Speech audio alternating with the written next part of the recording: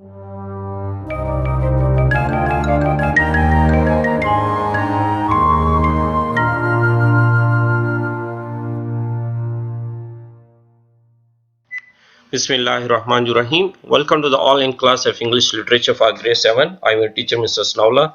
Today I am going to study lesson number 3 of unit 4. The title of the lesson is We Are All One. It is a fantasy story that has some supernatural and imaginary characters. Along with them, you will also find some human beings whose titles and names are mentioned very clearly. This short story is quite lengthy, so today we will study only 3 pages. So what are our objectives? The students will not only read the literary text, but they will also understand how the sequences and different events are linked to each other in a fantasy. So what are the characters in the story? A rich man, a candy peddler and his family, a queen, a centipede. I have collected some illustration and pictures to explain the characters of the story. We are all one. A candy peddler, a person who moves from one place to another to sell his sweets and chocolates to earn some livelihood. Then we have a rich man. This rich man appears only in the beginning and ending of the story. There is nothing wrong with the rich man, but there is only one thing, that he is suffering from a pain in his eyes. Then we have a queen. That is not a real queen, as it appears only in the dream of candy peddler. And then we have centipede, an insect. Let's start our reading. Long ago there was a rich man with a disease in his eyes. This is the initial paragraph of page number 188. Long ago there was a rich man with a disease in his eyes. For many years the pain was so great that he couldn't sleep at night. He saw every doctor he could, but none of them could help him. What good is all my money? He groaned. Finally he became so desperate that he sent criers through the city, offering a reward to anyone who could cure him. Now in the city lived an old candy peddler. He would walk around with his baskets of candy, but he was so kind-hearted that he gave away as much as he sold.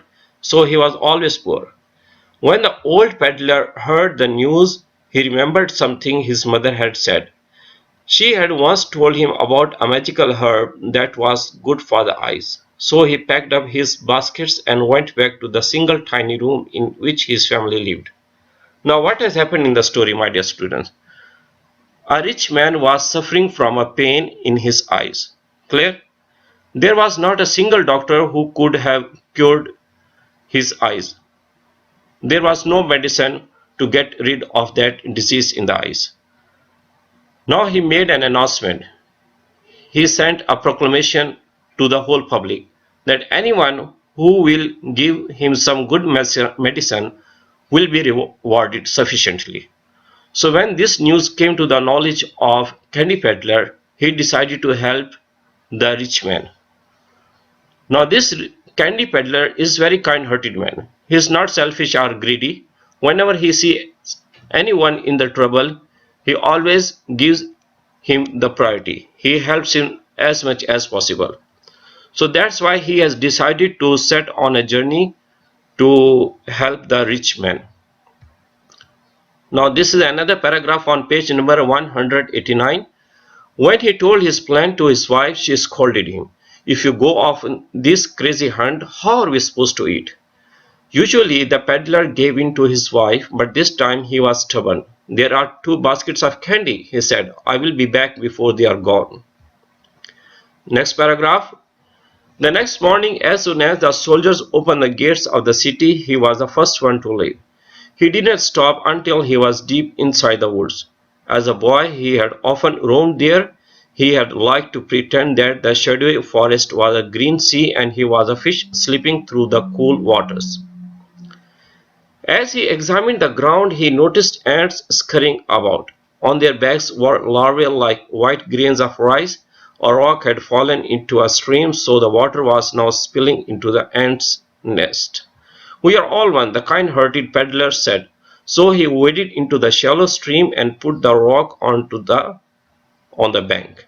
Then with a sharp stick he dug a shallow ditch that sent the rest of the water back into the stream. Without another thought about his good deed, he began to search through the forest. He looked everywhere. As the day went on, he grew sleepy. I got up too early. I will take just a short nap, he decided. He lay down in the shade of an old tree where he fell right asleep. In his dreams, the old peddler found himself standing in the middle of a great city. Tall buildings rose high overhead. He couldn't see the sky even when he tilted back his head. A group of soldiers marched up to him with a loud clatter of their black lacquer armor. Our queen wishes to see you, the captain said. Now, when the candy peddler was sleeping, okay, so he fell asleep. In the dream he saw that he was somewhere in a very big city and there were tall buildings. While he was taking rest under the tree, some soldiers marched to him. Now all this happening in the dream, there is no reality, my dear students. Let's come to the next paragraph, almost at the bottom of page number 189. The frightened peddler could only obey and let the fierce soldiers lead him into a shining palace. There a woman with a high crown sat upon a tall throne. Trembling, the old peddler fell to his knees and touched his forehead against the floor. But the queen ordered him to stand. Like the great emperor of long ago, you tamed the great flood. We are all one now. You have only to ask, and I or any one of my people will come to your aid. Page number 190. The old peddler cleared the throat. I am looking for a certain herb. It will cure any disease of the eyes. The queen shook her head regretfully. I have never heard of that herb, but you will surely find it if you keep looking for it. And then the old peddler woke. Sitting up, he saw that in his wanderings he had come back to the ants' nest. It was there he had taken his nap. His dream city had been the ants' nest itself. This is not a good omen, he said to himself, and he began searching even harder. He was so determined to find the herb that he did not notice how time had passed. He was surprised when he saw how the light was fading. He looked all around then. There was no sight of his city, only strange hills. He realized then that he had searched so far he had gotten lost.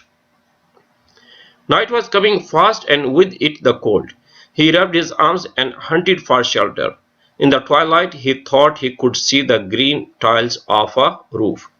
My dear students, so far we have studied the first 3 pages of this story. The remaining portion we will conclude in the next online session. I hope you would have understood the story. So here is some homework. You will read the lesson twice with the help of a dictionary. Thank you very much and have a nice time.